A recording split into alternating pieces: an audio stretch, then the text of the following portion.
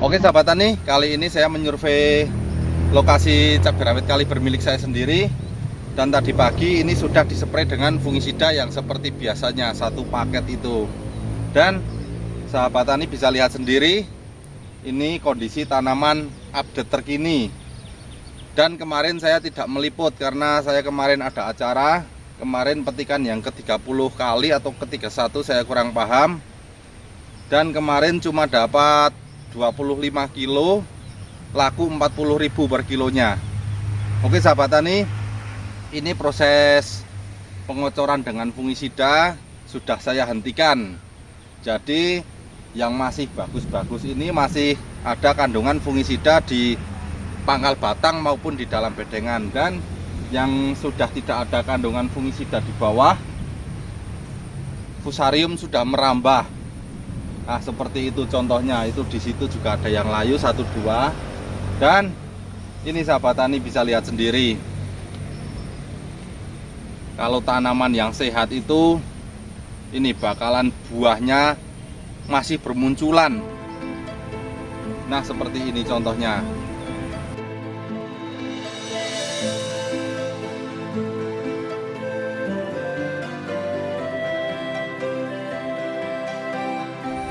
Nah oke sahabat tani, ini bakalan buah baru ini. Ibaratnya ini pembuahan yang kloter kedua. Yang pertama sudah habis, ini juga kloter kedua. Ini baru saja tumbuh ini. Nah ini satu cabang itu baru muncul. Ini juga masih muda ini.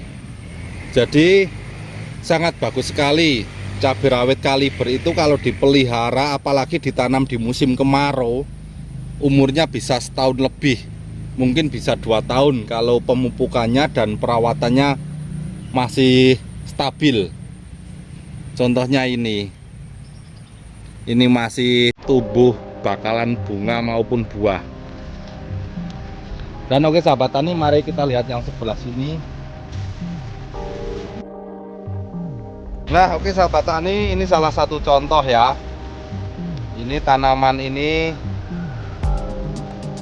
daunnya tidak hijau, ini terkena virus Gemini bule.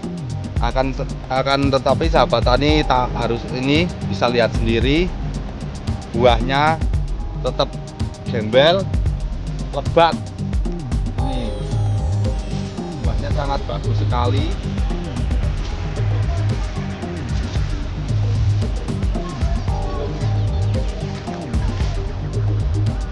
Nah oke sahabat tani, ini buahnya masih produksi maksimal.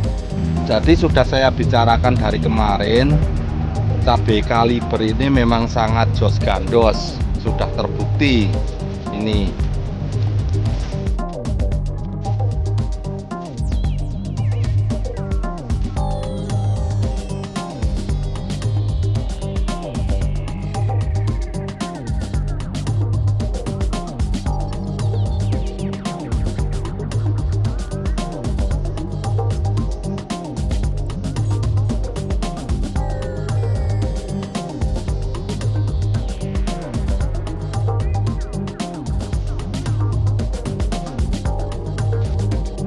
Oke sahabat tani, ini salah satu tanaman yang masih kuat diterpa cuaca ekstrim hujan.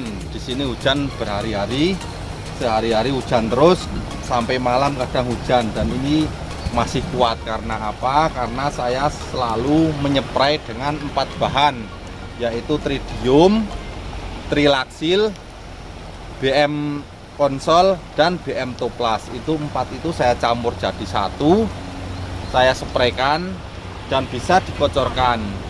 Jadi pate itu kalau lebih pencegahannya lebih bagus, itu di rolling saja, kocor dan spray. Seminggu kocor, seminggu spray.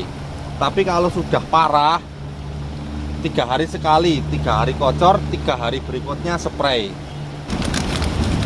Nah ini salah satu, ini kemasannya, ini contoh kemasan Trilaksil, ini Tridium, saya kemas 1 on, ini kemasannya sekilo juga ada.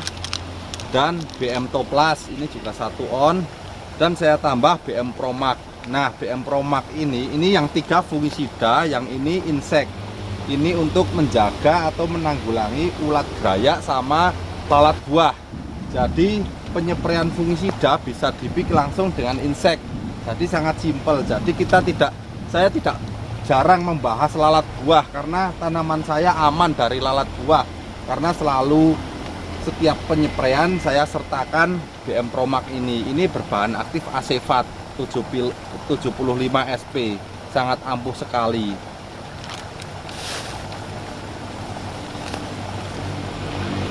Dan oke sahabat tani, ini tanaman 1300. Untuk dasarannya saya mengulangi lagi karena di komentar banyak yang tanya dasarannya. Ini pupuk dasarnya saya pakai SP36 1 sak, Ponska 1 sak, pupuk kandang. Dan untuk pupuk kandangnya tidak saya fermentasi, langsung saya tebar di bedengan, atasnya baru saya kasih tebaran Ponska dan SP36 itu. Lalu dikasih tanah sedikit, paling enggak ya cuma 1 cm atau berapa. Setelah itu tutup dengan mulsa, lalu diamkan 2 minggu.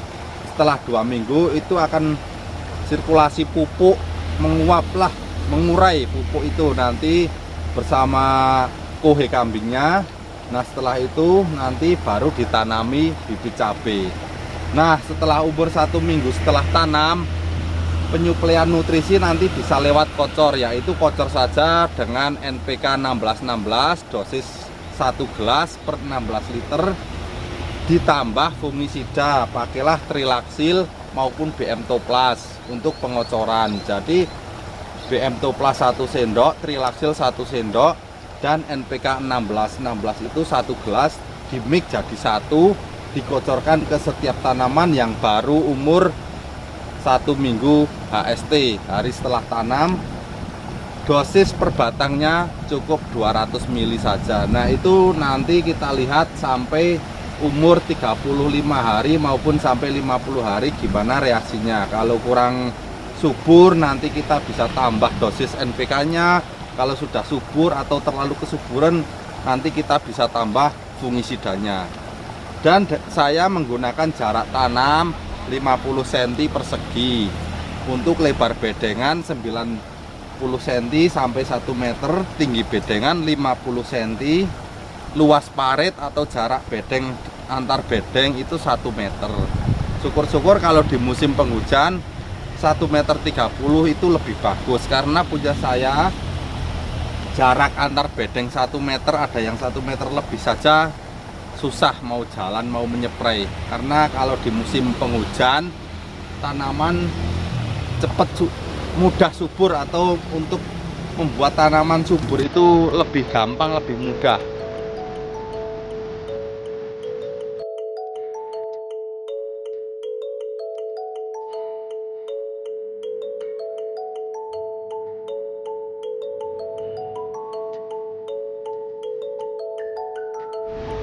Nah ini sahabat tani, salah satu bedengan yang terlalu subur akhirnya rusak seperti ini.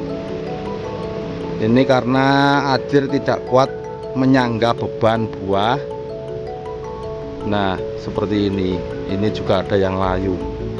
Jadi kalau tanaman terlalu subur, buah banyak, terus ajir pun berperan penting. Ajir tidak maksimal seperti ini, batangnya roboh. Dan nanti kalau batang ini dibetulkan, nanti malah bisa jadi layu karena akarnya tergoyah-goyah, jadi akar muda putus lalu terinfeksi bakteri fusarium, jadi merambah sampai pangkal. Nah itulah penyebabnya. Jadi nanti tanaman layu. Kadang ini pas waktu penyempraian jalan ke sana dibuka tergoyah-goyah, diangkat itu, nah nanti rusak tanamannya. Jadi dari awal kita harus planning dengan sebaik mungkin. Paling enggak itu parit itu 1 meter, syukur-syukur 1 meter lebih, itu lebih bagus.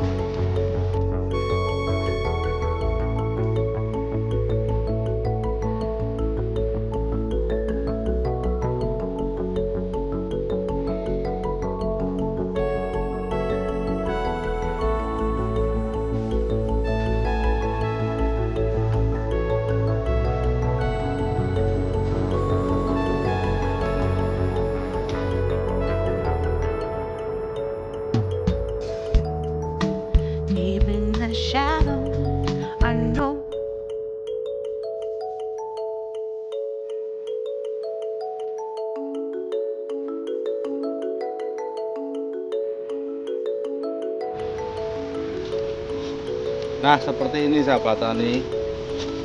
Ini ajir sudah tidak bisa menyangga atau menahan beban ranting. Jadi seperti ini tergoyah-goyah seperti ini berpengaruh. Nanti tanaman cabai bisa layu maupun akar tergoyah-goyah. Jadi akar muda itu putus.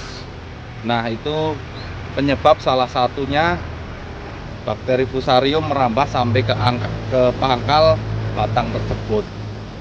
Ini kalau tanaman sehat nih, ini tunas baru, tunas baru bermunculan karena di dalam bedengannya pun masih tersisa nutrisi-nutrisi dari pupuk susulan yang kedua kemarin. Ini masih kuat sekali tanaman ini.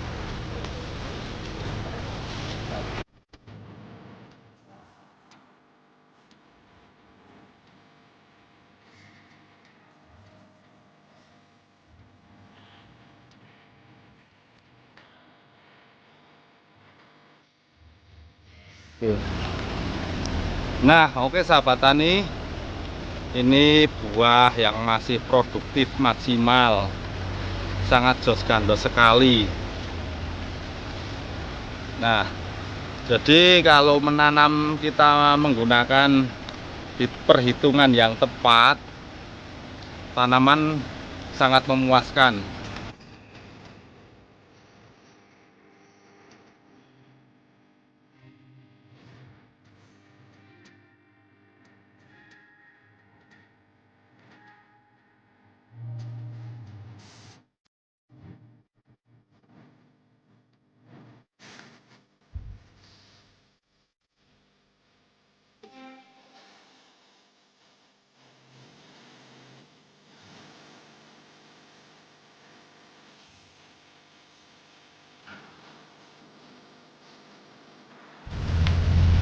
Oke sahabat tani, ini jarak tanam yang saya gunakan yaitu 2 jengkal.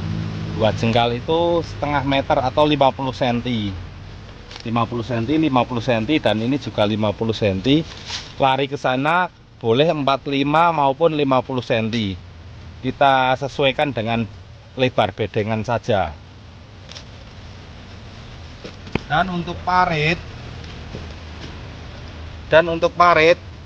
ini 1 meter, tapi menurut saya 1 meter itu terlalu sempit, mending 1 meter 30, itu akan lebih maksimal, perantingan cabai itu bisa maksimal.